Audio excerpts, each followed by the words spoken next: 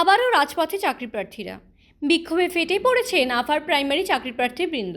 চাকরি প্রার্থীদের বিক্ষোভ মিছিল চলে এসএন ব্যানার্জি রোড থেকে ধর্মতলা পর্যন্ত।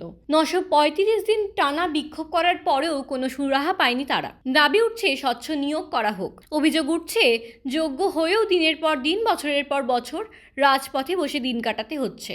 তাই সদুত্তর পাওয়ার দাবিতেই আজকের এই মহামিছিল। দাবি একটাই, ইন্টারভিউ 15 দিন আগে পর্যন্ত সমস্ত সিট আপডেট করে সকল টেট পাস ক্যান্ডিডেটকে নিয়োগ দেওয়া হোক।